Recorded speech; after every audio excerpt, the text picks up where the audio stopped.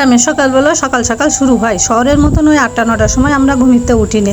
সকালবেলা 5টার সময় ঘুমিতে উঠি এই যে কাজ শুরু করে দিছি। 5টার সময় উঠেছি, তা বাইরের দিকে মনে হইতেছে যেন 10টা বাজে। ওরে বাবা, কি রোদ, কি গরম, কাজ করা তো দূরে থাক, বাইরে বেরোনোই যায় না। তাই তো সকাল সকাল চলে আসলাম কাজ করতে। আজকে কাজ করব, কি কাজ করব, রান্না করব, সব তোমাদের সাথেই শেয়ার। আসসালামু আলাইকুম, কিরাম আছো সবাই? আশা করি সবাই খুব ভালো আছো। তোমাকে দুয়াই আলহামদুলিল্লাহ আমিও ভালো আছি। কি আর করবো পাও, সকালবেলা এই যে সকাল সকাল কাজ না করলে তো আর কাজ করা যাবে না। ঢাকার দিকে এদিকে ওদিকে দেখতেছি শুনতেছি কি বৃষ্টি, আমার কিনে কিন্তু কোনো বৃষ্টি বাদল নেই, রোদ আর রোদ। এত রোদে কি করা যায়? এই যে দেখো, এই জায়গায় কটা ডাঁটা লাগাইলাম, কটা শাক সবজি না লাগালে কি চলবে? আমাকে বোধহয় মধ্যবিত্ত গরিব মানুষ, দুটো শাক সবজি হলেই কিন্তু দুটো খাওয়াও যায়, বেচাও যায়। আর আমার খালি খালি বসে থাকতে ভালো লাগে না, ওই আলিশের মতন খালি বসে থাকবো, এটা আমার পছন্দ না। তাই তো বাড়ির মধ্যে যা পারি তাই করি, দুটো হাঁস মুরগি পুষি, দুটো শাক সবজি লাগাই। নিজের কাজ নিজে করাই ভালো। মানুষের দিয়ে কাজ করাতে গেলেই টাকা দিতে হবে 350 টাকা করি, তারপরেও কাজ কাম তেমন করে না। আমি যখন পারি সকালে একটু বিকালে একটু কাজ করি, পরে টাকা তো বাঁচে। কি বলো বন্ধুরা? তোমরা করলাম একটা লাইক দিও। এই যে কষ্ট করি, কাজ করি, ভিডিও করি, সব কিছু তো তোমাদের সাথে শেয়ার করি। তোমরা যদি একটা লাইক না দাও তাহলে কি ভালো লাগে? আর যদি আমার পরবর্তী ভিডিও দেখতে চাও তাহলে আমার চ্যানেলটা সাবস্ক্রাইব করে দিও, আর পাশে থাকা বেল বাটনটাও বাজিয়ে দিবা। তাহলে পরবর্তীতে আমি যে ভিডিও ছাড়বো তোমাদের কাছে নোটিফিকেশান চলে যাবে। কষ্ট করি শাক সবজি লাগাই, যদি ছাগল হাঁস মুরগিতে নষ্ট করে তাহলে কি ভালো লাগে? তাই তো একটু ঘিরা দিলাম। আর এই যে দেখো, আমি কিন্তু এসে বসে ঘিরা দিয়ে এসে কষ্ট হয়ে গেছে, একটু বসে আসি। আর আমি যেখানেই বসবো আমার মুরগিগুলো সব আমার পাশে বসে থাকবে। কেউ তো ঘাড়ের পাড়ে উঠে বসে থাকে, কেউ আবার আমার কোলে উঠে বসে থাকে। এই যে আবার পাশে সবাই লাইন দিয়ে বসে থাকবে। আমি যদি ঘরে যাই ঘুমাই তাহলে ওরা আমার খাটের ফ্লোরে চুপ করে বসে থাকবে, কেউ কেউ তো খাটের পরেও বসে থাকে। তোমরা আবার মনে করবা যে পলিয়া পাখি, গিদড়, কি সাদাড়ি, হাঁস মুরগি দেখো গার পাড়ে উঠেছে। ওরে বাবা, এগুলো কি উঠাইতে হয়? এরা তো নিজেরাই ওঠে। ভালোবাসার একটা ব্যাপার আছে না। আমি হাঁস মুরগিগুলোকে খুব ভালোবাসি, ওরাও আমার খুব ভালোবাসে। তাই আমি বসে থাকলে ওরাও আমার পাশে এসে চুপ করে বসে থাকে, লাইন দিয়ে বসে থাকবে। আমি শুয়ে থাকলে ওরা খাটের নিচে চুপ করে শুয়ে থাকবে। কি করব, আমারও ভালো লাগে, তাই আর তাড়াই নেই। এখন এই ওদেরকে একটু আদরও করে দিলাম, খাই দিলাম, দিয়ে নিজে দুটো খাতি চলে আসলাম।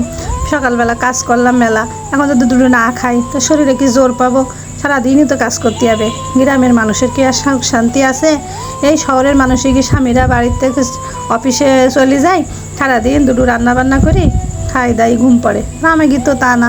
সারাদিন এই হাঁস মুরগি দেখো কনে গেল তাকে খাতি দাও, তারপরে এই যে একটু শাক সবজিতে লাগাও, এই কাজ সে কাজ, এই কাঠ পাতা গুছাও, রান্না বান্না, কত কাজ আছে। এ বাড়ি একটু যাও, ও বাড়ি একটু যাও, এই করে সারাদিন চলে যায়। তাই তো শরীরে একটু শক্তির দরকার আছে। তাই কি আর করব? এখন এই যে একটু ফল, একটু কাঁঠাল, আম, একটু মুড়ি নিয়ে নাস্তা করতে বসলাম। জ্যৈষ্ঠ মাস, এই জ্যৈষ্ঠ মাসে যদি আম কাঁঠাল না খাই তাহলে তো আর খাতে পারবার না। তাই এখন একটু বেশি করে বেশি খাই, প্রতিদিন একটু একটু করে আম কাঁঠাল খাই। বন্ধুরা, আমাকে সাতক্ষীরার আম কাঁঠাল কিন্তু খুব ভালো। তোমাকে দাওয়াত থাকলো, তোমরা আমাকে বাড়ি আসবা, আসলে তোমাকে আম কাঁঠাল খাতে দিবানি। সাতক্ষীরার আম খুব নাম করা আম। তো যাই হোক, আমগুলো যেরাম ভালো, কাঁঠালটাও সেরাম ভালো, যা মিষ্টি আর একটু আঁশ নেই। তা খাই দিয়ে চলে আসলাম এই যে বাজারে মুরগি কিনতে। এই যে দেখো, আমাকে বাজারে কিন্তু এই যে কাটা মুরগি পাওয়া যায়, এতে ভালো সুবিধা আছে। যেরাম টাকা সেরাম মুরগি, কেউ হাফ কেজি কেনে, কেউ 1 কেজি কেনে, কেউ 2 কেজি কেনে, যার যেরাম টাকা সে সেমন কিনতে পারে। তো আমি আজকে এই যে দুপুরে রান্না করব হচ্ছে মুগ ডাল দিয়ে ঝরঝরা খিচুড়ি আর আলু দিয়ে মুরগির মাংসের ঝোল। তা তোমরা দেখতে থাকো।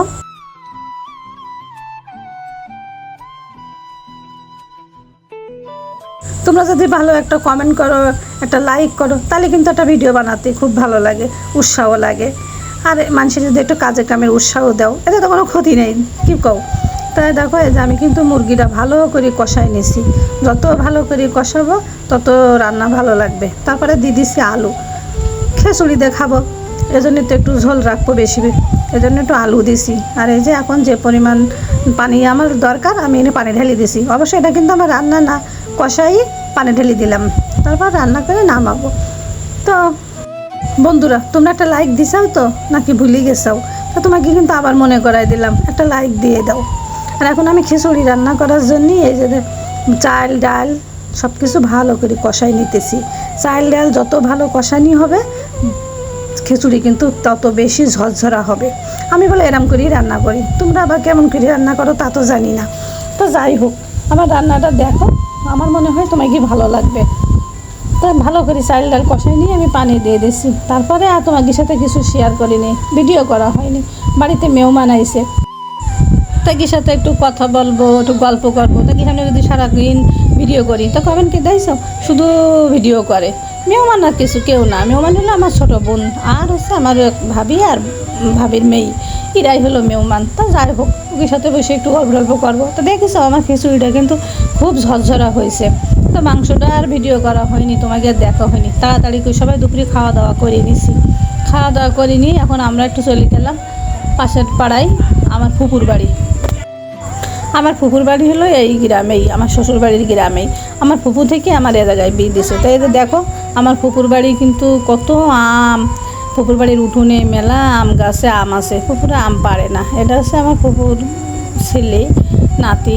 তো আমরা ফুপুর বাড়ি আইছি, এখন গাছ থেকে আম পাড়ি দেবে। আর গাছ থেকে আম পাড়ি খাওয়ার মজাই কিন্তু আলাদা। ফুপুর কলাম, ফুপু তুমি আম পাড়ি রাখো না? তা কয় কি না, উঠোনের মধ্যে আম পাকবে পড়বে তাই খাবো, পাড়ি আর রাখবো না। তারপরে দেখলাম একটা ফুপুরা একটা ওই যে শালিক পাখি পোষে, তাও একটু ভিডিও করলাম তোমাকে জানি, যদি তোমাকে ভালো লাগে। তো গাছে অনেকগুলো আম আছে কিন্তু, তাই দেখি আমার খুব ভালো লাগলো, তাই এবার একটু ভিডিও করে নিলাম। তোমাকে যা কাজ জানে যাই, যা খাই, যা করি সব একটু ভিডিও করি, আমরা নিজেরাও দেখি, তোমাকেও একটু দেখাই। তো এই যে আমাকে এক গামলা আম কাটিয়ে দিয়েছে, এখন আমরা আম খাই বিদায় নেব। ভালো থাকো সবাই, দেখা হবে পরবর্তী ভিডিওতে পলিশ ভিলেজ লাইভে। আল্লাহ হাফেজ।